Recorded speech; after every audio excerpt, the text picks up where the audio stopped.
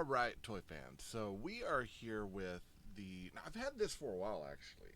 This is one of those where I put it together on a live stream probably a month or so ago and never reviewed it. I don't know why. Never have. It's been up on a shelf forever.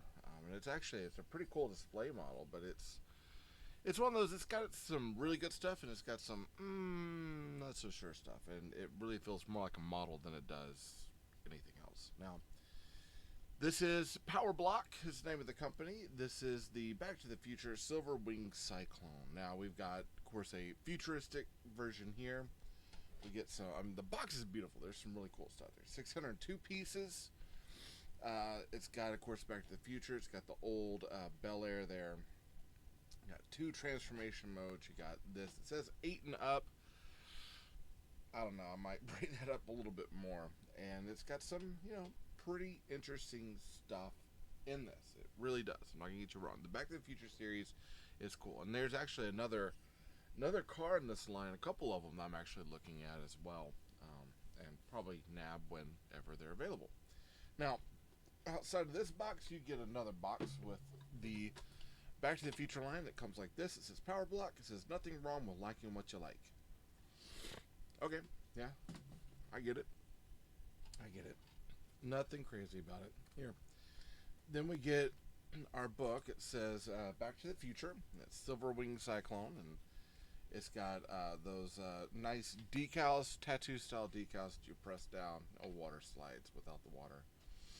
And all in all, the book is pretty good. The book is small, though. I will go ahead and tell you. So sometimes I struggle with getting in there and trying to figure out what it was I was making. You got the power block on the back, and these models come with this as well. This is a little container that has everything in it. Now, the car itself, in regular mode here, is nice. This is the Bel Air. It's beautiful. I love a lot of the decals and stuff. We do have decals that go over multiple parts, which you know how I feel about that. There were certain decals I did not put on, and then some of them are split up. So like these are split up, but this goes across 3 pieces. So there's some interesting choices in that where I'm like, I'm not so sure about that. And there are some elements in this that feel very sci-fi without this being the actual sci-fi model. Now, you can't get in it really. Okay, so you do have the moving wheels. If you want to get someone in, you have to take this whole back portion out, and this is attached to the seat, and then you get details inside. Now, there's some cool stuff inside. There's a shifter, there's a steering wheel, there's speedometer. You've got pegs in there to set a minifig, and you could actually set a minifig in here. That is an easy and okay thing to do. Let's grab a minifig and check it out. Okay, we'll grab this criminal here. Yeah. So he can fit into the car. Okay. And then we'll put all this back down and check and see how does it look. Well, I mean, he fits in there. He looks a little undersized. This feels like the size of a oh my goodness, a Speed Champions, because it would be, let's see, 1, 2, 3, 4, 5, 6, 7, 8. This is technically an 8 stud wide car, so this is like Speed Champion size. So I mean, he does fit in there. Not too bad. So I mean, I would say that if you were getting like Speed Champion cars, this would be the thing.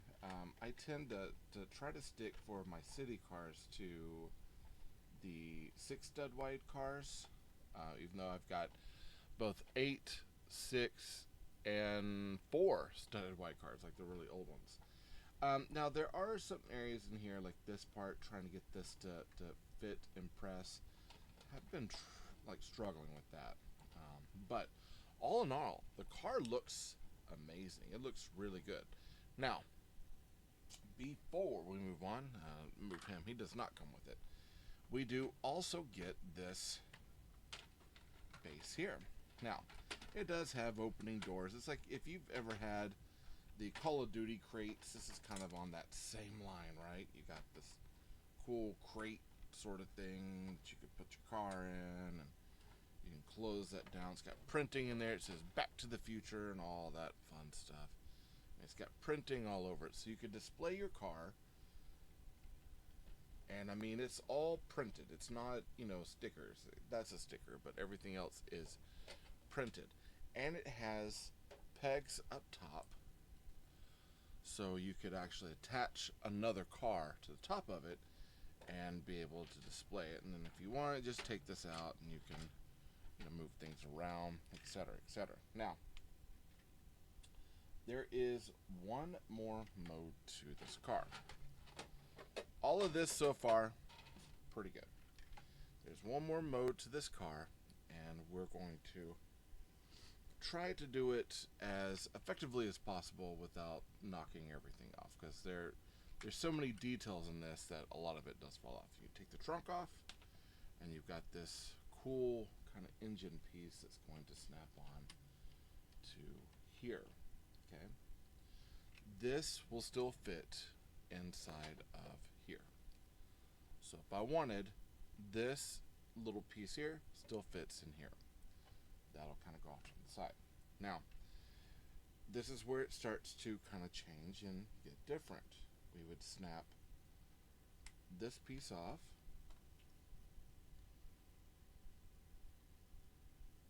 I believe this goes here. Okay. We'd snap this one off over here. And then this piece right here would snap to here. Okay. So you got this long kind of engine thing here. This will no longer fit in there. So that's just something that you got to keep in mind. Like the futuristic car part of this display does not fit in there. Looks cool though. You pop these out. They're just on like a little Technic stud. We'll put these pieces over here. And then you've got these engine pieces right here. Now, keep in mind, this no longer rolls. It doesn't go anywhere. It is effectively a flying machine, and it's not going to, where we're going, we don't need roads.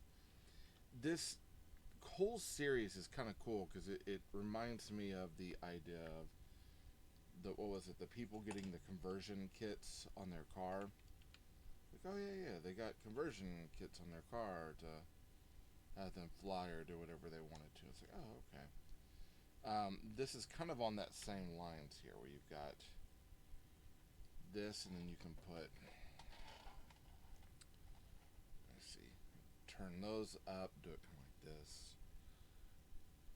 Yeah. And then you got yourself essentially a flying car with two of these pads underneath. Now, it looks great. I like it. Back wheels still roll. It's kind of interesting. And if you wanted to, you could even go as far as take probably this one off and tilt that back, and now you got wheels kind of touching the ground. So you could have it in takeoff mode. So I mean, there's some cool display options to it. There's some really cool building parts to it. I mean, it looks really cool. Like I love the overall look of this thing. I think it looks amazing. However, I, being a big sci-fi fan, was like, hey, I want to, take this and put it in here, and, because it has a picture of it with the with the flying car, if you look right there, right? And then you go to put it in, and it won't fit. It's too big. And I think that's kind of a downside downside to this, because we would want everything to fit. The boxes themselves are super modular. You got studs and pegs and things everywhere. You got Technic pegs in here. You've got studs on the inside to hang things. I mean, you could, if I didn't want this to be a part of anything else, I could turn this into almost its own apartment, just because it's really cool. Like, I could incorporate this into a city. And that might be something I do down the road, and just make this a flying car in the city. But, I also want to be able to display this thing and possibly have it to where I display it with other cars. And this limits a lot of what I'm able to do because of the way it's put together. Now, if I fold these things up, or even, we're going to fold them. They look better up or down. We'll go down. I could, in theory, still take this, put it in here with the engine and everything else that I have, and I could still display it like this. This works still really well. It's just these engine pads here do not. That makes it to where it becomes unusable. Overall, I think it's a really cool car, and it's like one of those. I'm glad I got it. It's not something I'm disappointed with really at all. There's few things that I think you should be aware of whenever you're purchasing it. One of which, and I'll get it really close right here. You get these cool chrome pieces in here, but you've got these pieces here that are kind of a rubberized. Same here and here. They're rubberized with chrome on it, and that chrome breaks off consistently all the time. Some of the build techniques are a little weird, like the way that this lines up. They're kind of awkward. I mean, it's to get an effective model look, and it definitely works. These tend to break off all the time over here because it's kind of just too tight through here. But I mean, I think the overall model looks amazing. Like it's such a cool model, and it rolls. You can put it into stuff. You can still alter it however you want to, which I'm always for, altering and changing things to make it, make it toyetic, make it how you want it. It's your toy, you can play with it how you want to, right? So there's some really cool stuff in this, and I think overall it's a fun model. It was actually quite fun to put together. Like I did this on live with some friends, and it was a cool car to put together. So yeah, I dug it. You know what? I'll actually put this one. I know it's still available. I'll put this one in shop, so I'll put my affiliate link down there. So if you decide you want to get this, definitely get it from the shop. It does help out the channel. Every little bit does. It's not. I don't make a lot, but whatever I make can really, really kind of change the game of how I'm able to promote these things and put things out and give you more information on stuff up and down the road, right? So it helps me continue getting models to kind of share with you all. Hey, that's all I got to say about this. If you haven't subscribed, be sure to subscribe. Hit that like button. Lets YouTube know that you're liking what I'm making. Comment down below, what's your favorite part of this? I think for me, display-wise, I'm kind of torn between this and the one that has the classic fenders on it, but I kind of like this idea right here quite a bit with the big wings on it. But that's just me. Let's hear your favorite part of it. Be sure to hit that bell for notifications. You can be notified of anything that comes from me to you, and help support the channel by clicking on those things in the link tree, right? The link tree's in my bio. Shop's there. Get something out of the shop. It really does help out.